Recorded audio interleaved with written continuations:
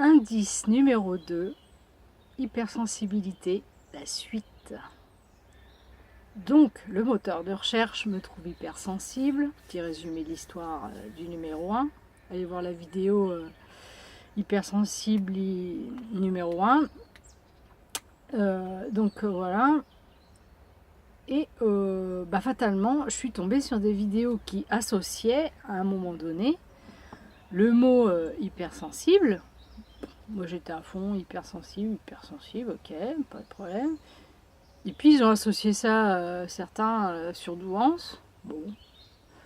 Donc je regardais des vidéos quand même, et puis il y en a quand même pas mal, hein, finalement toujours ces algorithmes, ou je sais pas comment, le moteur de recherche là, qui retrouvent les vidéos qui sont dans le même thème de l'hypersensibilité. Et c'est vrai que je tombais pas mal quand même sur des vidéos qui traitaient de l'hypersensibilité et de la douance. Par contre, moi, la douance, hein, alors là, moi, l'école, c'était la cata, donc pas concernée du tout.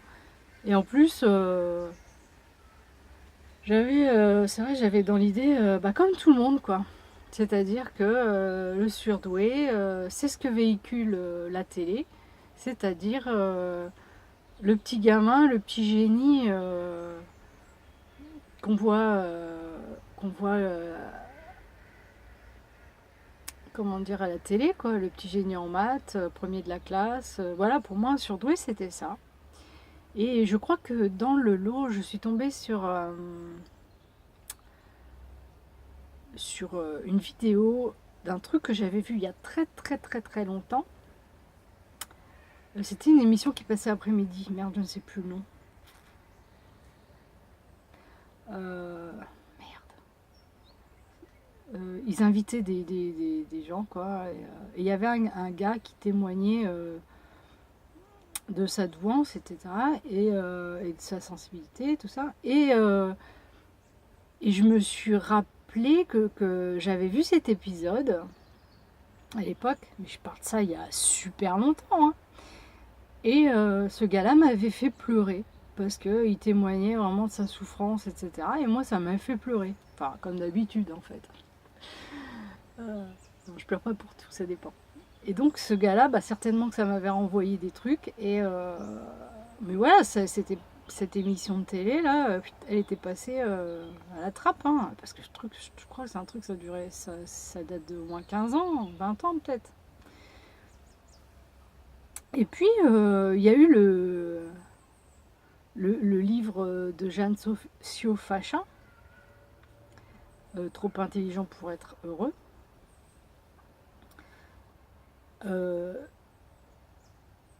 Je sais plus comment il a été. Enfin, j'ai dû tomber sur une de ces vidéos parlant de cette dame, ou je sais pas, d'elle ou du livre. Enfin, je sais plus, parce que forcément, ça a été tellement. Enfin, moi, quand je cherche quelque chose, ça part à 15 000 à l'heure, quoi. J'ai pas noté, puisque c'était de la. Enfin, c'était de la découverte. Donc, je pouvais pas savoir qu'il fallait que je note tout ça. Enfin, bon, bref. Et puis, je me dis, tiens. Mais ce livre-là, je l'ai eu entre les mains, en fait. Et comment je l'ai eu entre les mains, ce livre? Parce que, enfin, quand je dis je l'ai eu entre les mains, sachant qu'en plus, en gros, je lis pas beaucoup, hein, parce que je suis dyslexique. Donc, effectivement, à l'époque, je l'ai pas lu. Je l'ai acheté, et puis je l'ai pas lu. Et je l'avais acheté euh, justement parce que ma question à l'époque, donc moi, je pense que ça remonte à plus de 20 ans, hein. Je ne sais plus comment ça date. Parce que à l'époque, je comprenais pas pourquoi les autres avaient l'air d'être heureux et pas moi. Bon, et du coup j'avais acheté ce bouquin. Alors comment j'ai fait à l'époque, parce que j'avais même pas internet, hein, j'avais dû voir ça peut-être à la Fnac. Bon, bref.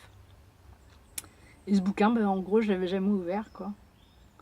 Et après, je fais le lien. Je dis, mais ce livre-là, etc. Le livre, le gars qui faisait son témoignage, etc., etc. Je fais, oh, bah non, ça peut pas être la surdouance, machin. Et puis, dans mes recherches, j'ai dû taper un truc douance Aquitaine. Bah oui, je suis d'Aquitaine.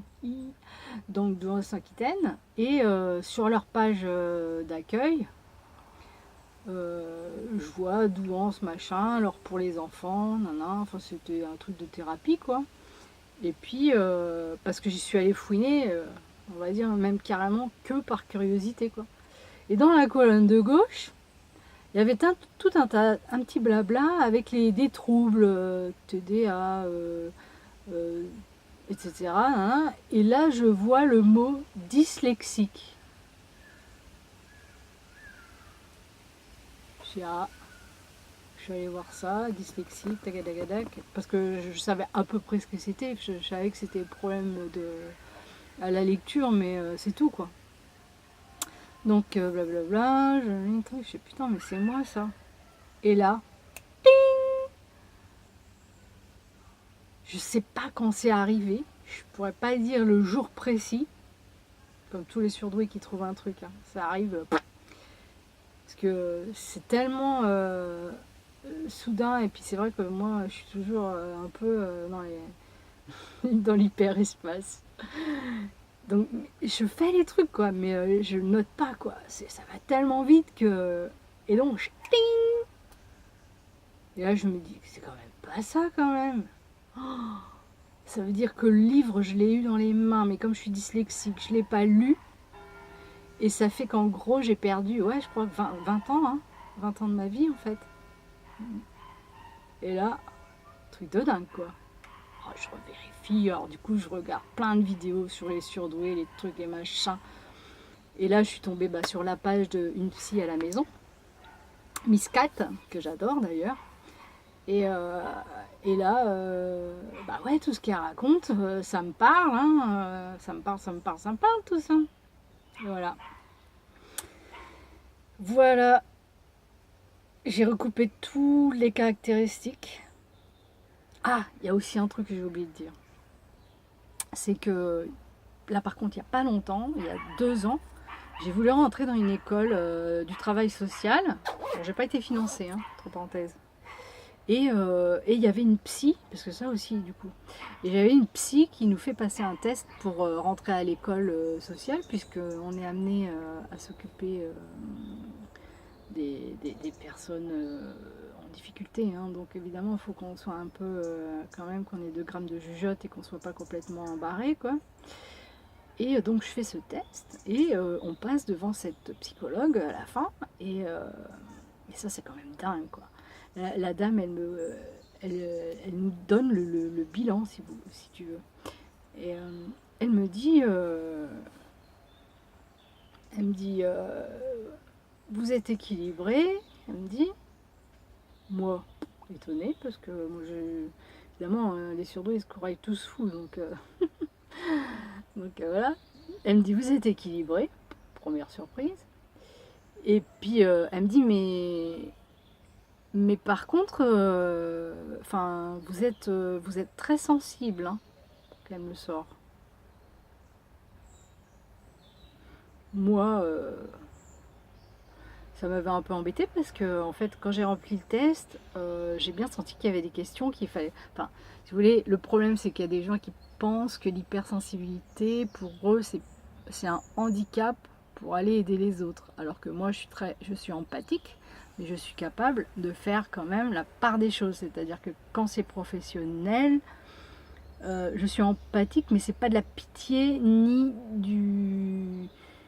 Voilà, on peut pas rentrer je suis pas une éponge dans le sens où, si c'est professionnel, je sais très bien que il faut rester à distance émotionnellement pour pouvoir être efficace, hein, avec quelqu'un. Donc elle me sort ça, et puis c'est tout. Et j'étais repartie comme ça. Donc c'est-à-dire que, en gros, 3 ans avant la découverte de mon hypersensible, enfin de ce mot hypersensible, par le biais du mot timidité, donc toujours référence à. Hein, et bien, entre-temps, cette dame-là, finalement,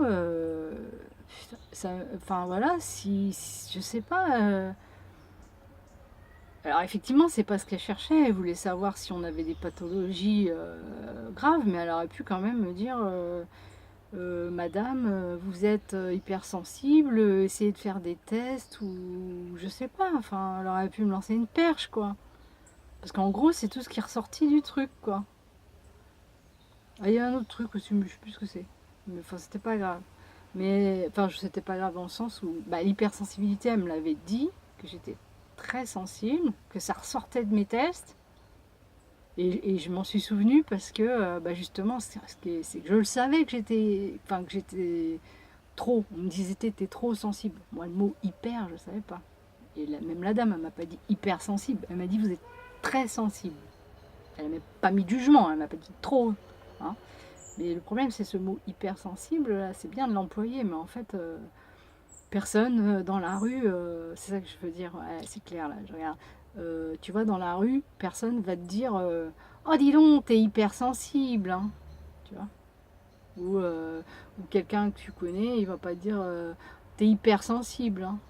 Parce que bah, c'est pareil à l'époque, peut-être un peu maintenant, il y a des gens qui savent ce que ça veut dire, mais on va te dire t'es trop sensible. Tu vois, c'est comme on va pas te dire t'es hyper con, on va dire t'es trop con, ou t'es méga con, ou autre. On met toujours ces trucs là, trop petits, pas assez, mais jamais hyper. Hein. Hyper, c'est pour les hypermarchés. Voilà, c'est pour ça. Donc voilà. Je suis sûre que j'oublie des trucs. Mais ouais, donc j'ai eu le livre de donc bilan, je fais tout d'un seul coup là parce que sinon après, puis c'est pareil, les histoires de surdoués là, un petit peu, ouais c'est bien, mais pas trop, pas tout le temps quoi, c'est relou en fait. Donc, qu'est-ce que je voulais dire? Oui, donc j'ai eu quand même le livre de Jeanne Siofachin, sachant que j'achète pratiquement, enfin j'achète jamais de livres, j'ai eu acheté un livre une fois. Sur la nature, la survie dans la nature. Je parle de toute ma vie, hein. Bah oui, je suis dyslexique, donc voilà. J'ai dû acheter ça. Et puis un truc de Bernard Werber. Je sais plus, pas oui, c'est parce que Werber, un truc comme ça. Enfin, il est connu, hein. Voilà. Et c'est tout ce que j'ai acheté, quoi. Et le fameux livre de Jean Fachin que j'ai jamais lu. Quel con. Oh là là. Enfin, je parle de moi, hein. Bah ouais. Et encore, si ça se trouve, je l'aurais lu, mais comme j'avais peut-être pas l'hypersensibilité, enfin du coup, ouais. Puis j'ai toujours pas lu d'ailleurs. Du coup, euh, je l'ai offert. Je l'ai offert à mon papounet. Donc voilà. Et ouais. J'avais beaucoup d'indices, hein. Puis alors tous les indices de vie, hein, je les ai tous eus. Enfin tout ce qui arrive au couillon de surdoué qui sait pas. Enfin qui sait pas qu'il est différent des autres. Et qui essaye de se conformer. Ah oui, alors c'est comme la vidéo, je sais plus laquelle, où je dis qu'il faut faire rentrer le cerveau rond dans un carré. Alors oui, je sais bien que le rond, ça peut rentrer dans le carré, ça dépend de la taille. Hein. Nous, on a un cerveau rond et puis les normaux, ils ont le cerveau carré. C'est juste que c'est pas la bonne forme. C'est ça que je veux dire. Alors, des fois, il y en a, ils vont peut-être... c'était sur la vidéo Panormable, qui s'appelle Panormable. Parce que j'entends que, évidemment, c'est comme les jeux pour les gamins, là, où tu veux mettre des ronds dans les triangles, les carrés, les trucs. Enfin, des fois, tu peux le mettre, mais c'est pas la bonne, c'est pas la bonne forme, quoi. Enfin, c'est pas... Ouais, voilà. Bon, bah, c'est tout. Allez, c'est bon. Pouh, bisous, bisous. Ça, au moins, c'est fait.